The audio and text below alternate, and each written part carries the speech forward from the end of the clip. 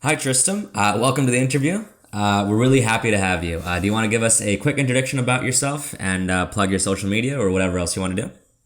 All right, I'm Tristam from Twitter. I'm I'm just a guy who uses this platform a lot. On Twitter, my username is Tristam the Social Democrat. I use a rose emoji at the end. Um, Twitter handle is at Tristam Pretori 1 if you want to go follow me. I would definitely recommend everybody listening to go follow him. But all right, Tristam, it's good to have you here. So why don't we just get right into it if you're game? On Twitter, you're like pretty well known in our kind of circles of social democracy. You're very knowledgeable about like the kind of political and economic history of social democracy. So let's start off with a question in that ballpark. So what you talk about a lot with the political history of social democracy is its old commitment to socialism. But right now we see a movement that, for the most part, tries to walk a middle path between socialism and capitalism. Can you walk us through its socialist roots and where it started to diverge from this kind of main plan that we had at the inception? Initially, social democratic parties in the late 1800s, they all started as sort of big tent Marxist parties. So they were heavily influenced by the ideas of Karl Marx, but they were always big tent parties, so they were never specifically reformist or revolutionary. Not always, at least. So they had, at least the early social democratic parties, they had views ranging from reformist to revolutionary communist. So, uh, so this sort of social democracy um, sort of built itself up during the late 19th century. And by the time of the early 1900s, the reformist faction of social democracy started to have more influence, even though it was still a big tent.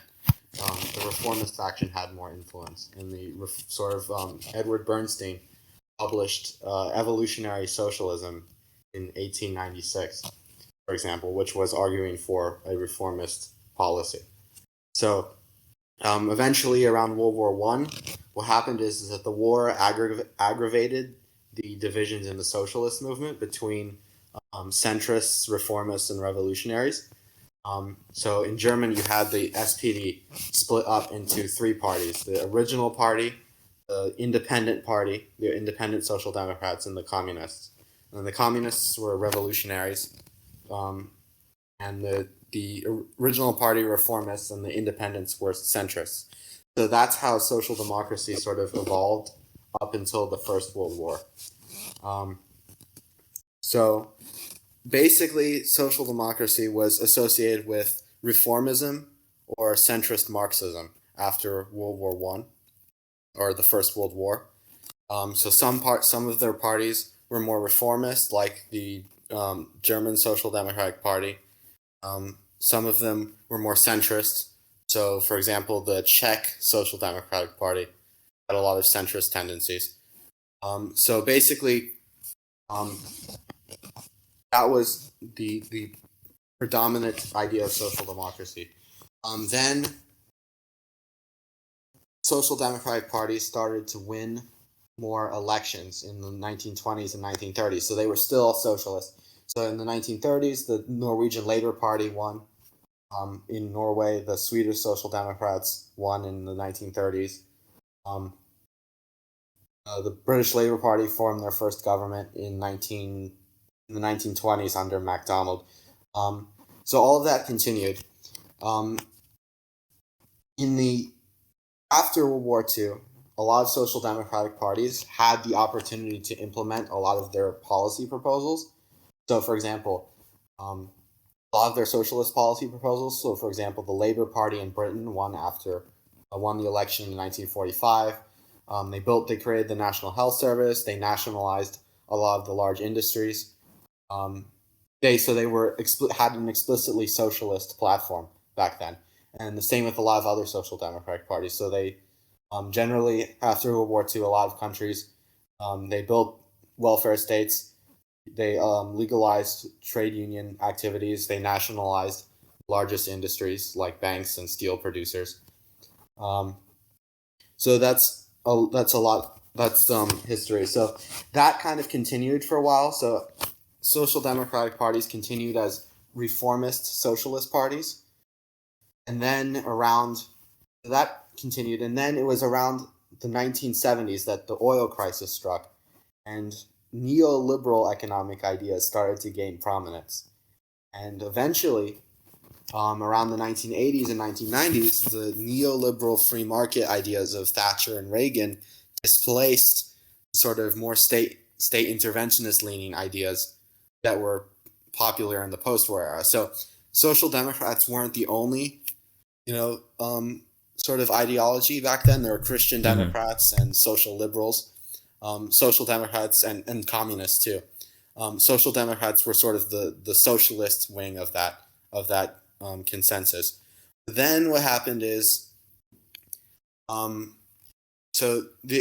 you read the party programs of social democratic parties from that time, they are all very explicitly socialist. They state, that we desire a socialist society. We're going to take control of the means of production as an end goal, as sort of like a final, ultimate, long-term goal.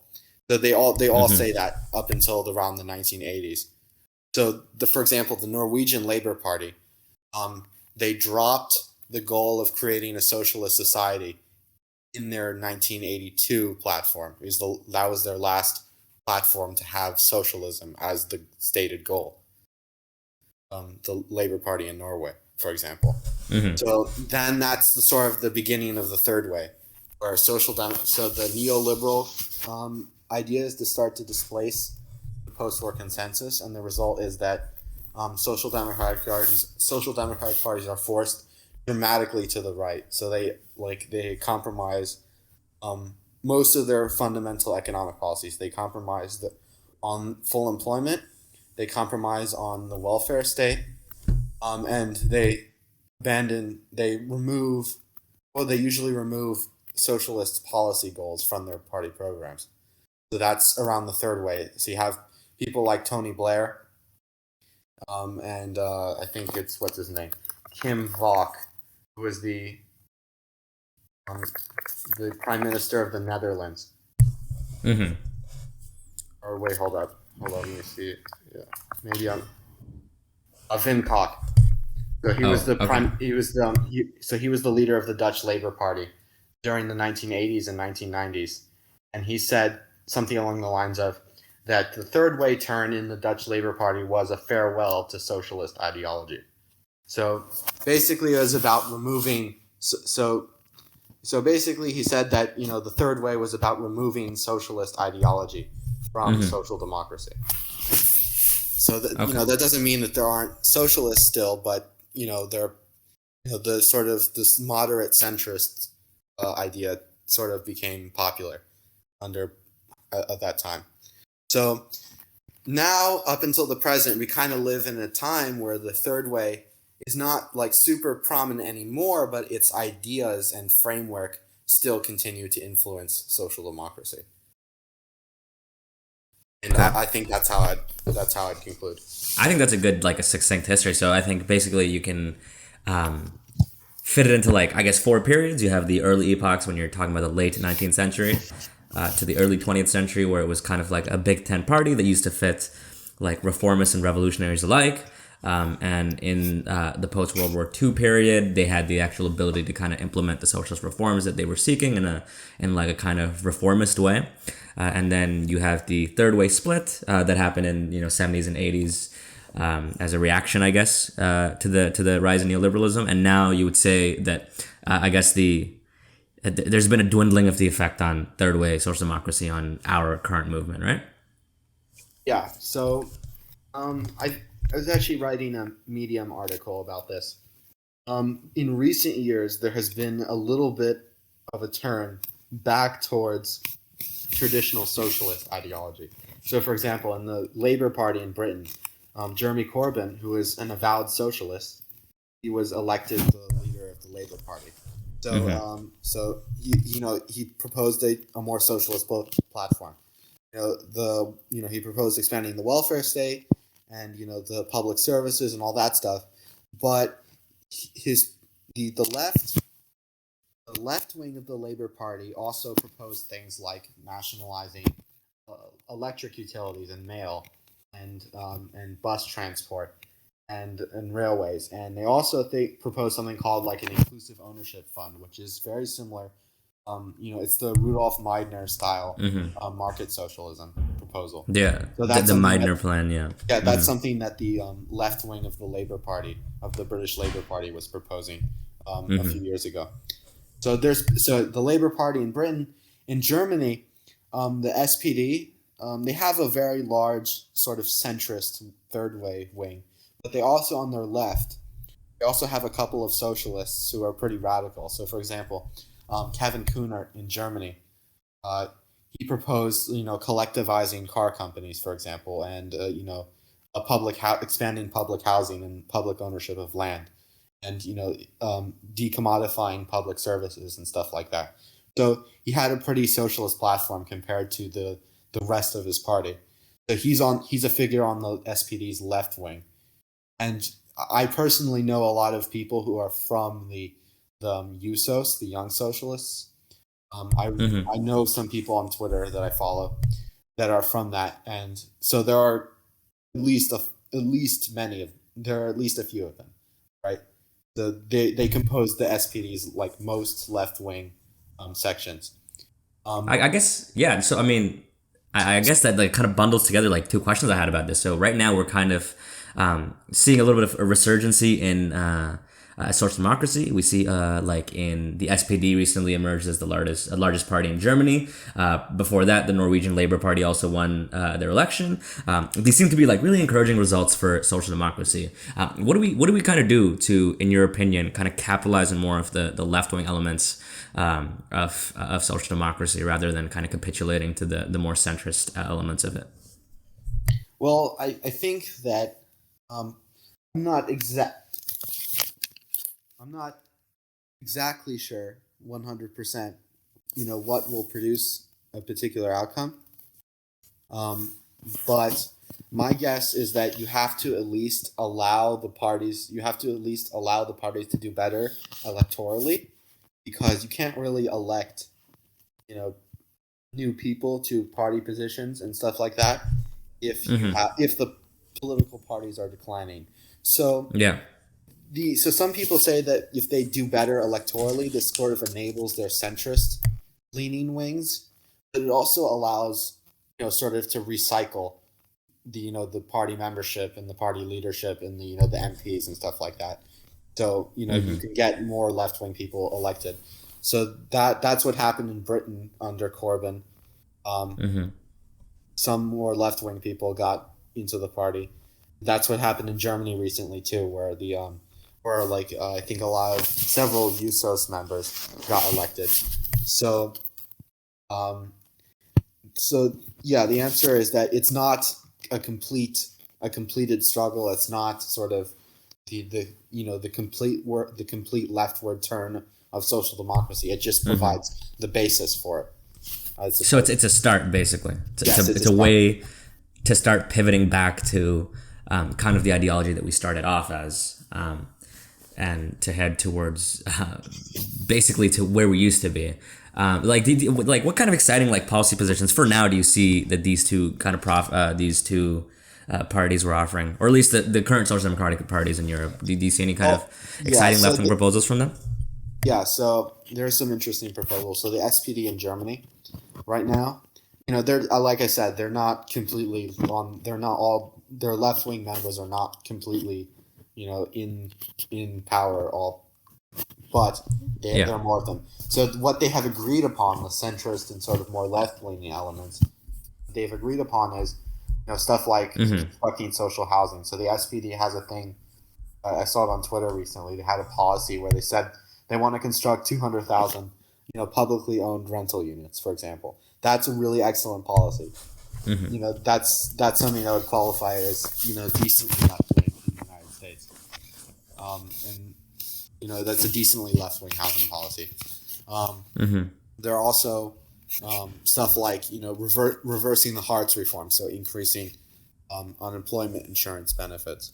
that's something that's very important because, like again, the third way social democrats under Schroeder, Gerhard Schroeder, had the Hartz reforms, and those cut unemployment benefits, and that's sort of like, so that really neoliberal economic policy was actually done by a nominally SPD government.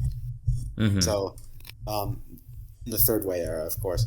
So now they've turned leftwards, and now even the centrists agree that should be undone. So now we've gotten to that stage so far.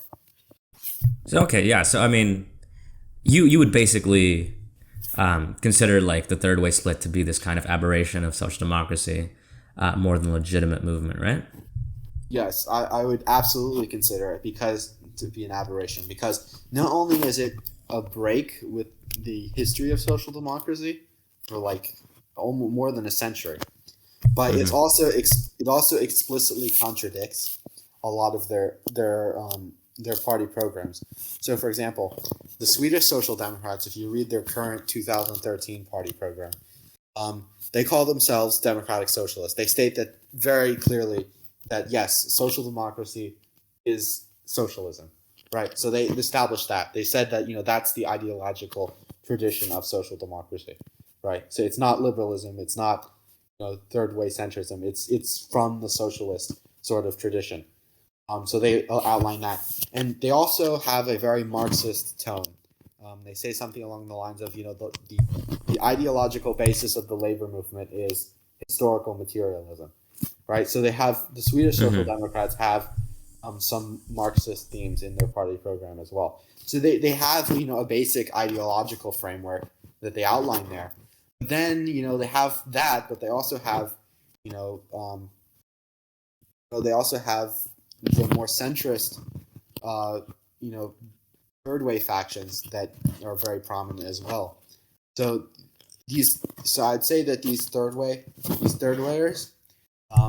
they're considered the dominant practice of social democracy for in the 90s and early 2000s, but they just don't align with social democracy's stated ideology. They contradict it. Yeah, so I mean, I guess it's because they try to strike a balance between like the kind of like this rising neoliberal kind of structure, and then the kind of socialist ideals of the past. Like, but like what kind of policies were they pushing at the time? What time? When they first came into prominence, it was in like what the late 80s and 90s. Oh, the Swedish Social Democrats? No, just like third way social democratic parties in general. Like what their ideology was like a strange mix of social democracy and neoliberalism. But like what kind of like policies were they pushing? Because you mentioned a little bit of the Hartz Act about cutting unemployment insurance. Like what in that kind of mean, like what were they doing? Okay, so it depends on the country. So in Britain, third way social democracy was kind of left wing, relatively speaking.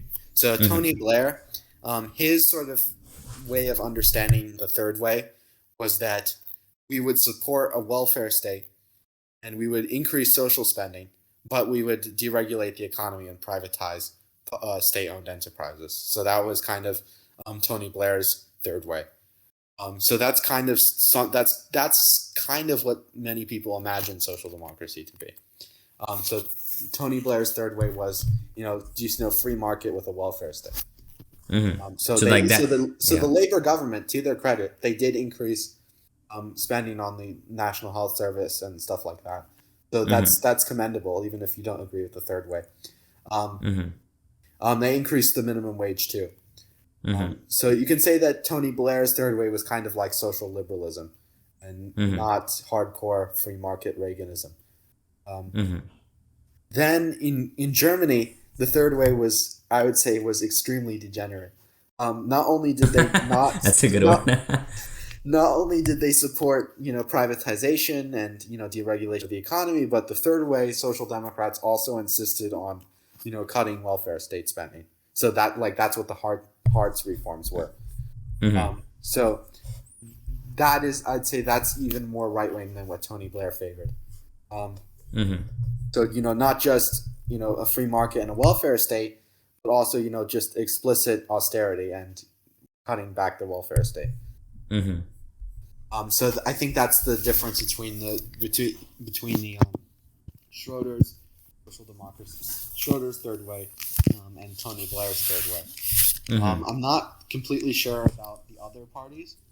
I Mm-hmm. had someone who's from the Netherlands tell me um, that um, that Wim Kok's government reduced spending on disability insurance. Mm-hmm. So that's more like Schroeder's approach Yeah. towards free market economic policies combined with austerity. Yeah. Which is like, truly horrible. So I mean, so you're saying basically like the Tony Blair's third way social democracy was at least a marginal bit better, because we didn't try to completely gut the welfare state, which is like one of the cornerstones of social democracy, right?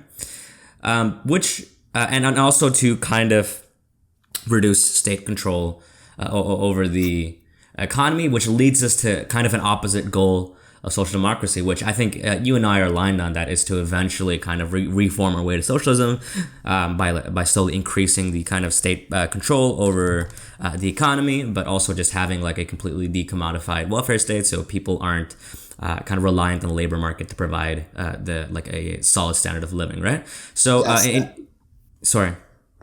Yeah, Okay, that's the premise of Gosta Espin Anderson's book, The Three Worlds of Welfare Capitalism. Yeah, Also exactly. that- Yeah. Hmm. So that's where I guess my next question is, right? So, like ideally, what do you think like a transition from social democracy, once we've established to socialism looks like? Because we catch a lot of flack from like the revolutionary side of the left that view what we're doing as a kind of broken compromise with capitalism that's never actually going to reach towards socialism. How do we ensure that we don't repeat the mistakes of the past and keep marching on towards the original stated goals of our movement? Yeah. So what I would say for this is that um, I'd say that there are multiple ways to sort of socialize the economy, and I don't think that they're all that far fetched. So one way that you can do is that you can increase is that at least in America or in many Western countries is that the degree of the economy that is social services has increased a lot. So if you were to nationalize the hospital industry and the health insurance industry, that would be and home care and stuff like that. That would be constitute a much more significant socialization of the economy than, for example, nationalizing the steel industry.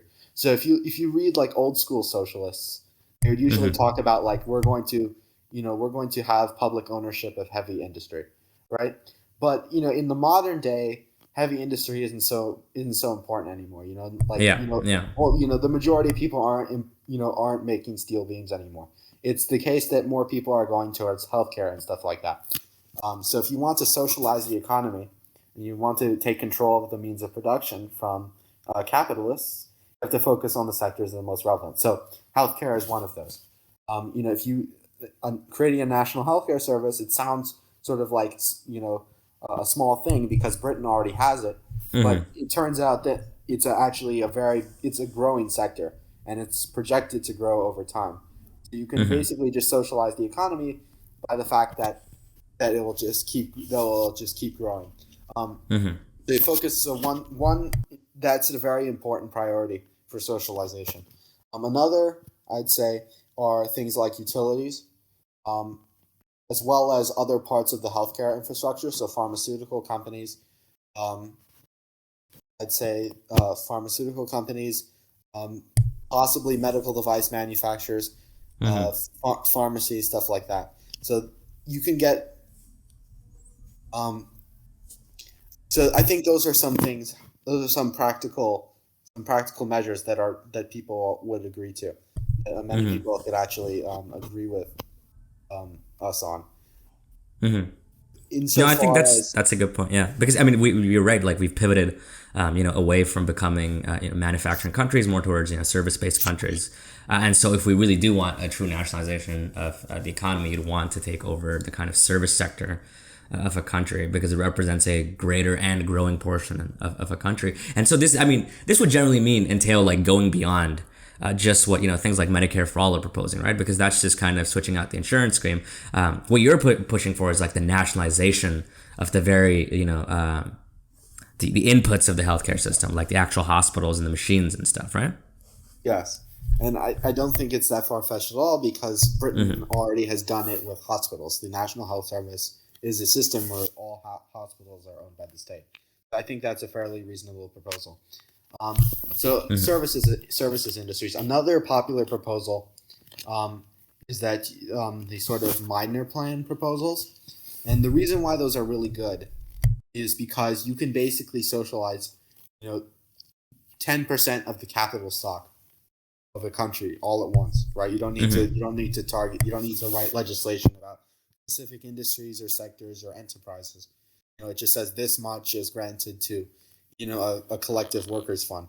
So in the long term, that would provide a very conceptually efficient method of socializing the economy. So Bernie Sanders proposed it, a version of it. Jeremy Corbyn proposed a version, or at least John McDonnell proposed a version of it. It was proposed by Rudolf Meidner in Sweden in the 1980s.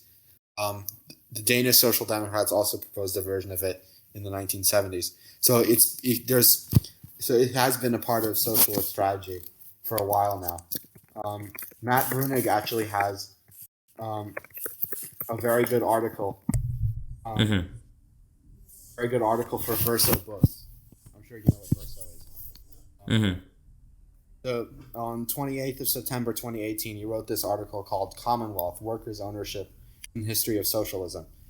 So it's basically a very detailed sort of history of that inclusive ownership funds or fund socialism proposals. And I think it's very convincing that at least for large parts of the economy, I think this serves as an efficient method of doing socialization, and I'd say that it has very large precedent in the history of social democracy. The Meidner Plan type proposals, that was the Swedish Social Democrats, the Danish Social Democrats, the British Labour Party, Bernie Sanders. So it has a lot. It has a lot of roots. Yeah. So it has a very Yeah. Yeah. So I think I guess what this brings me up to is the way like kind of discourse revolves around social democracy online. A lot of people, a frightening number of people, just seem to think you can. The welfare state part of it is what makes social democracy what it is. But I mean, how do we convince them that it's also this kind of we also want the state ownership of social democracy? Like how do we engage with them and kind of move the dial back to where we were instead of trying to meet them where they are?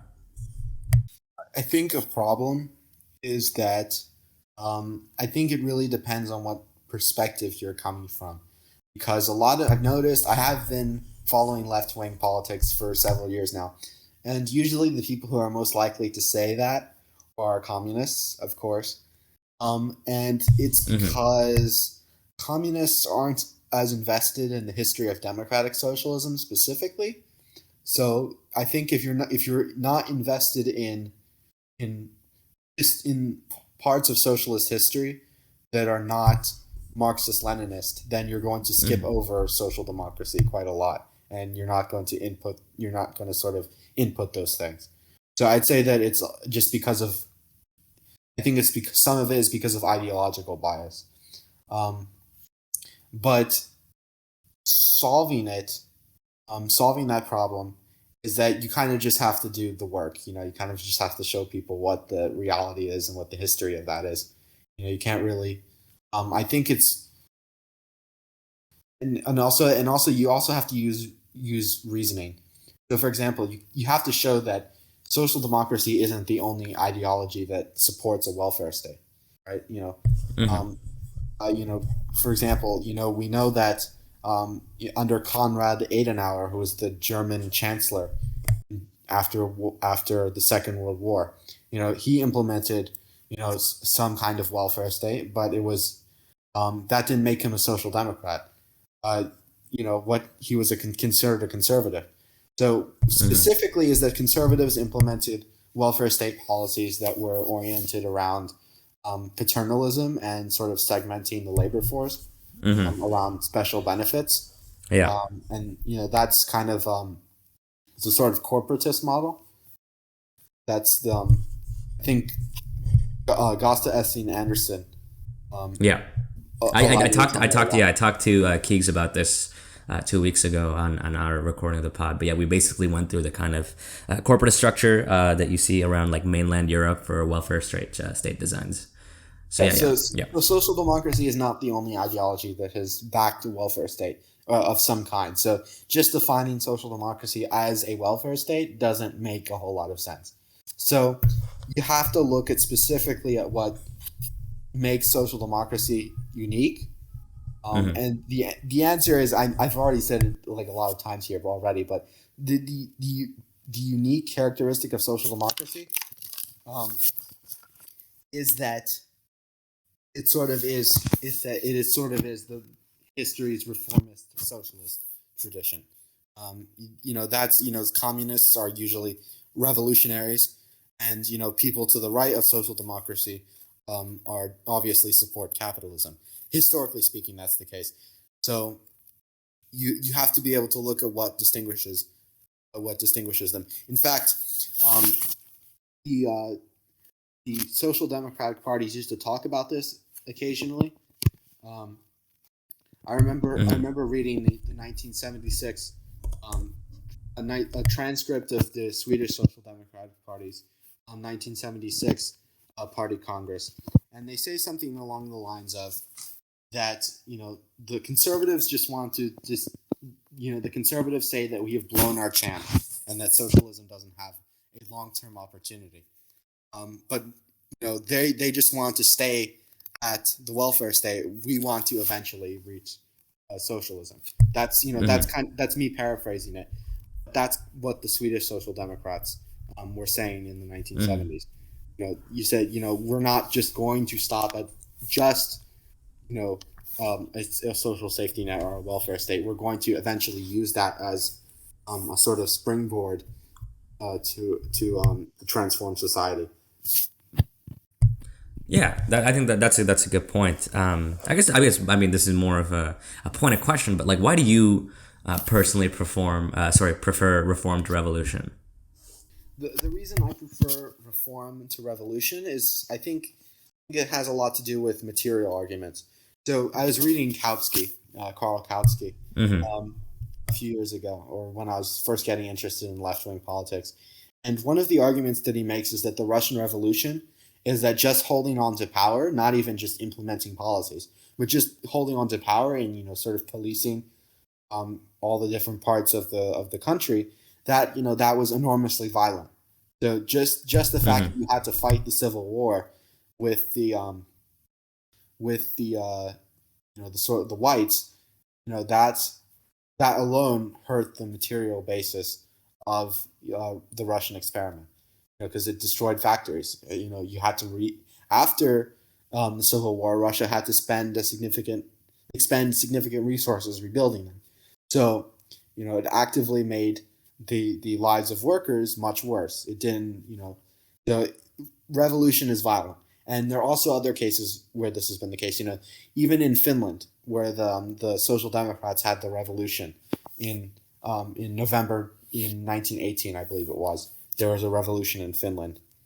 So the Social Democrats, the parliament was suspended, and the Social Democratic Party organized a sort of coup with a general strike.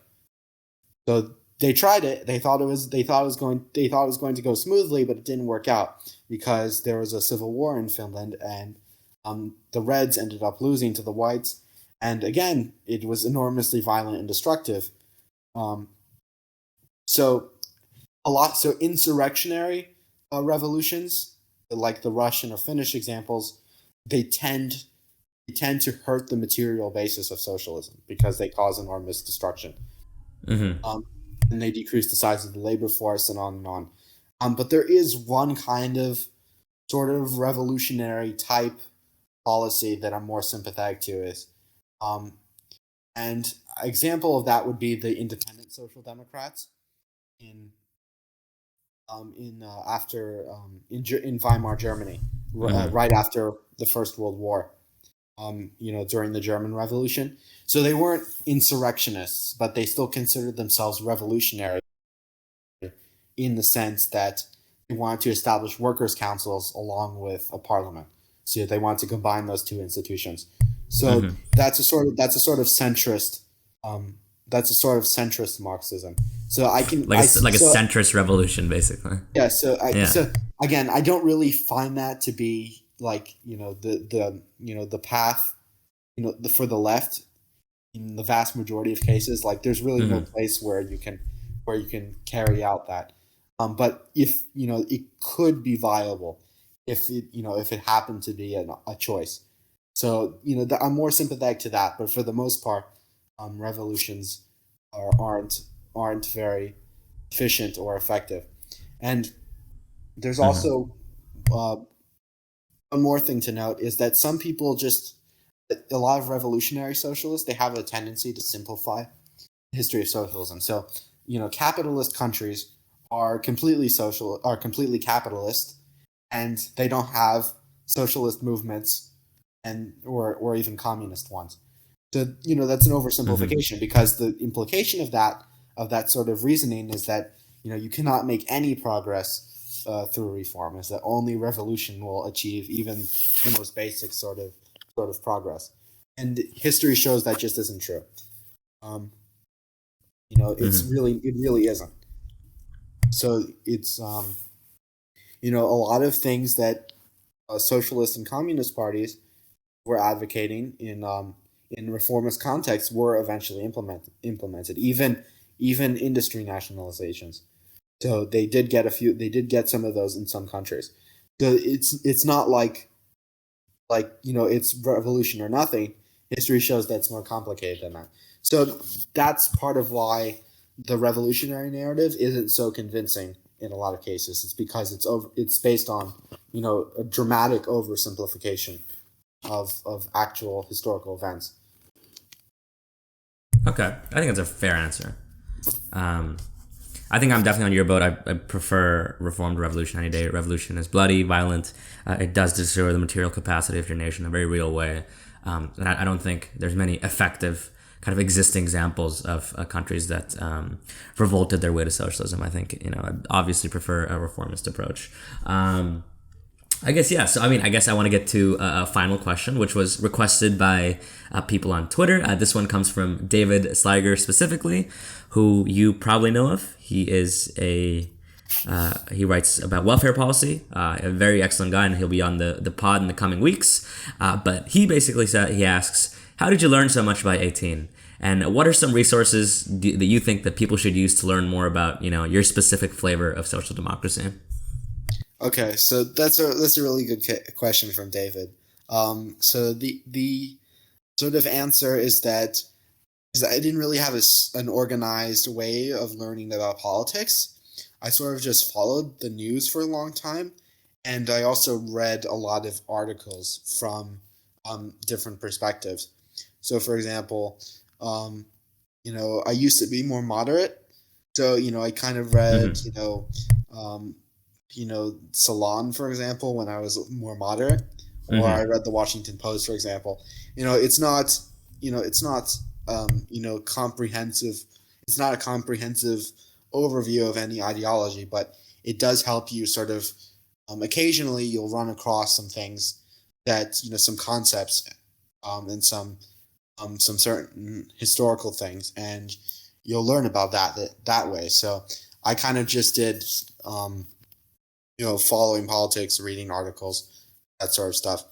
And so I'd say that my approach to learning about politics is very piecemeal, if that makes sense. Mm-hmm. Mm-hmm. Yeah, that does. I mean, would you would you recommend any websites or resources that people can use to actually learn about the past of social democracy? Just Um, like a good source. Do you think such a thing exists? well, I mean, we can recommend like Three Worlds of Welfare Capitalism right off the bat because I think that's one of the most kind of excellent and archetypal kind of introductions to what like social democratic welfare state design is like. Yeah, I think that's one good one. One interesting one that I would suggest, it's not a specific, it's not a specific website, but it is an article written. Well, it is an article that was written for JSTOR. I think that's what it's called. So Timothy A. Tilton, American's Political Science Review. So he wrote, it's a journal article called A Swedish Road to Socialism, Ernst Wigforss and the Ideological Foundations of Swedish Social Democracy. So he was a scholar on the issue, and he wrote about the political thought of Ernst Wigforss, who was a Swedish social democrat. And so he has, I think this was very informative for learning about social democracy, specifically Swedish social democracy. So I thought this was a good article. So that's one source that I would recommend. The Three Worlds of Welfare Capitalism, that's also good. Another source that's good is that you can sort of pin down social democracy very well if you read ideological statements and you read party theorists and you read sort of party programs. So those take a while to track down, but I've found them in certain places. So for example, the Danish Labor Museum, Labor History Museum, I think that's what it's called, or the Danish Workers Museum. It's called the Workers Museum. Arbet Arbeidermuseet. I can't pronounce it. This has, I think this is a good source for learning about social democracy because it has sort of like the history of like trade unions and the struggle for the 8-hour workday, and and it does have the party programs as I was talking about there. If you want to read specific ideological content from the Danish Social Democratic Party. So I actually found that fairly recently, and I thought it was very helpful.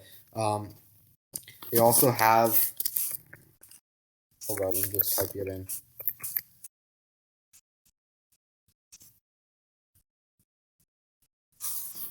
Hold on a second here. So they also have an article about the Danish Social Democrat Oscar Hansen. Yeah. So he wrote, he was sort of a left-wing social democrat. He talks about, sort of, his policy positions and his role in the party, organizing trade unions and right. He also wrote a lot of songs for the Danish trade unions. So that's something interesting to learn about. Okay. So again, these are lots of good sources. All right, perfect. I'll definitely link this. I'll try to link these when I post the pod. But that's all the questions I had for you today. So I just want to say thank you so much for coming on the interview. It's been a pleasure talking to you.